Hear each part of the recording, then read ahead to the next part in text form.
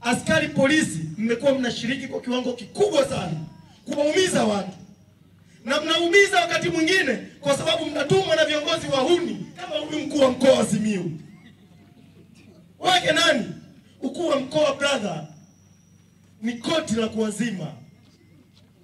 Utakaa nalo na sisi Chadema. Msafara wa makamu mwenyekiti tulikuwa pale mkoa wa Mara Musoma mjini. Tumefanya mkutano vizuri, na wakati tunatoka wananchi wa Musoma walikuwa wengi sana, wakawa wanatusindikiza. Polisi waliona wivu, wakapiga mabomu watu wale wasitusindikize, kwa sababu waliona ule msafara pengine ukienda huko duniani CCM itaonekana haikubaliki. Lakini pia leo tulivyoingia mkoa wa Simiyu, toka tulivyoingia mkoa wa Simiyu tumehangaika na mapolisi wengi sana, na tulipofika mtaa unaitwa Sakai huko pale Bariadi mjini, wakati wananchi wamemsimamisha makamu mwenyekiti wa chama chetu kumsalimia, mapolisi alikuja OCD wa pale Bariadi na ving'ora makelele kutaka kuharibu makamu mwenyekiti asiwasalimie wananchi kwa pale Sakai.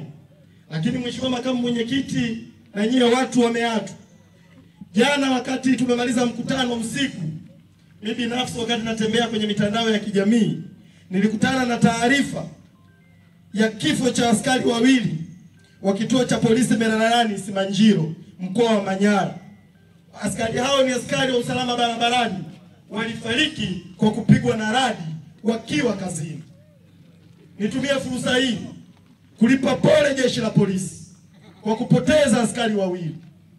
Lakini pia nitumie fursa hii kuwaambia askari polisi kwamba matendo mengi mnayoyafanya kwenye taifa hili yanaeneza chuki kubwa sana kati yenu na wananchi. Wakati nasoma comments, wakati nasoma maoni ya Watanzania baada ya kifo cha askari wawili waliopigwa na radi, sikumuona Mtanzania yoyote anayeumia askari wale kufa kwa kupiga radi. Wote walikuwa wanashangilia. Nye polisi, na nimekuona RPC upo hapa. Hawa wananchi wameati wakikuta jeshi la polisi wamepata ajali barabarani, wako askari polisi wamevunjika miguu na wanapigania uhai wao, pengine asitokee hata mmoja wa kuwasaidia hao askari. Watu hawa wanafanya hivyo sio kwa sababu hawajui nini kinatokea kati yenu na wao. Askari polisi mmekuwa mnashiriki kwa kiwango kikubwa sana kuwaumiza watu. Na mnaumiza wakati mwingine kwa sababu mnatumwa na viongozi wahuni kama huyu mkuu wa mkoa wa Simiyu. Wake nani? Ukuu wa mkoa brother ni koti la kuwazima. Utakaa nalo milele. Wako watu wengi walikuwa wakuu wa mikoa wa hapa Simiyu, leo sio wakuu wa mikoa. Unatumia nafasi yako ya ukuu wa mkoa kutugombanisha sisi vijana maskini na hawa askari.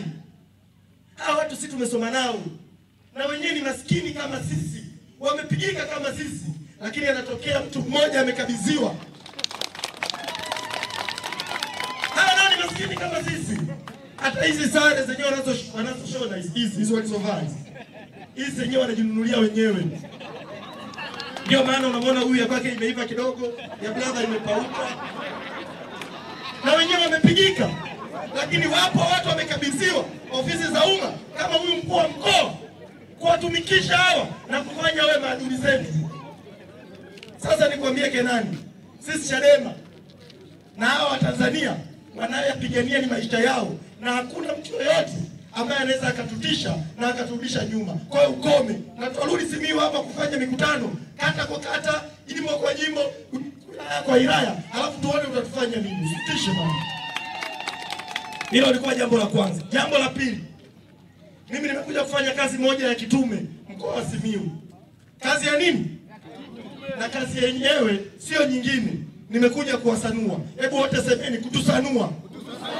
Nimekuja kuwasanua kwa sababu CCM na maisha yenu haijawahi kuwa kipaumbele. Chama cha Mapinduzi, nyewe watu wa Simiyu, sio kipaumbele chao maisha yenu. Ndio maana kila siku ya Mungu mnalalamika ajira, mnalalamika maji. Nimeambiwa miongoni mwa tatizo kubwa hapa Simiyu, hapa Meatu, ni maji. Hicho sio kipaumbele chao. Ndio maana mnahangaika na huduma za afya. Sasa mimi natokea mkoa wa Dodoma.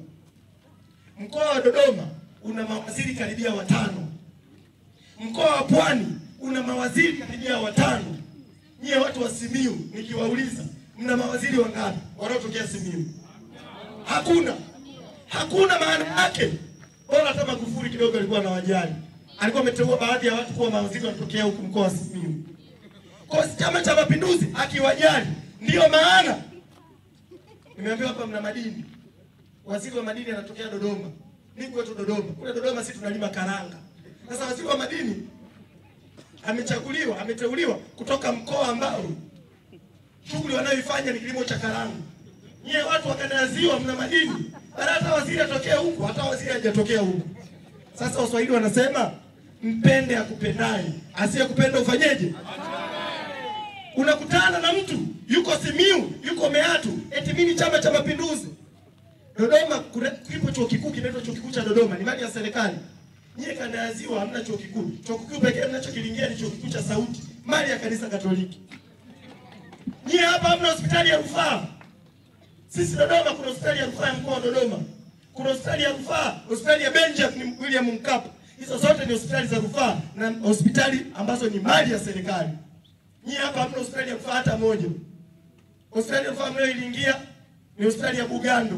Nayo ni mali ya kanisa Katoliki, sio mali ya CCM na serikali yake. Ukikutana na mtu kwa hapa Meatu, anasema mimi mwana CCM, huwa nakumbuka swali lililoulizwa kwenye Wagalatia 3:1. Enyi Wagalatia msio na akili, ni nani aliyewaroga? Ukikutana na mwana Meatu mwenzako, ambaye barabara yenu ni shida, maisha yenu ni shida, anashabikia CCM, muulize, ewe mwana Meatu mwenzangu usiye na akili, ni nani aliyekuroga kushangilia CCM? Halafu si Chadema tukisimama, tukija huku Meatu kuzungumza na Watanzania kila tunakoenda. Leo walikuwa wanatuchagulia mpaka njia za kupita. Hebu wana Alapisini kuulize, ni wapi kwenye PGO kumekupa mamlaka? Ni wapi kwenye sheria za jeshi la polisi unayo mamlaka ya kumchagulia Mtanzania yote njia ya kupita? Ni sehemu gani? Yaani mkuu wa mkoa wa Simiyu baada uhangaike kuokoa watu wa Meatu na Simiyu kwa ujumla, kuwatoa kwenye umaskini, kwa sababu ndio mkoa unashika nafasi ya kwanza kwa umaskini Tanzania. Yaani kiongozi badala uhangaike kuondoa watu kwenye umaskini, unahangaika na Chadema. Chadema ndio inaleta huo umaskini hapa Simiyu. Na wauliza nyie watu wa Meatu, Chadema ndio inaleta umaskini?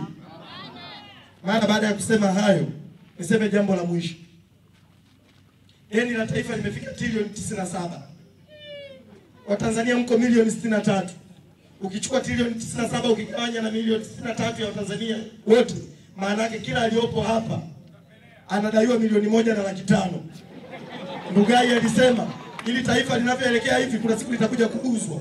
Na sisi tumekuja kuambieni ndugu zangu watu wa Simiyu, iungeni mkono Chadema, kwa sababu viongozi mnaowachagua au viongozi wanaotuongoza hamkuwachagua nyinyi watu wa Meatu. No reforms, no election, no msimamo wa chama chetu, na tunawaombeni vijana wa Simiyu muiunge mkono Chadema mwaka huu, kama noma hata ikawe noma. Kusipokuwa na mabadiliko ya sheria za uchaguzi, huo uchaguzi wakafanye na wake zao. Asanteni sana.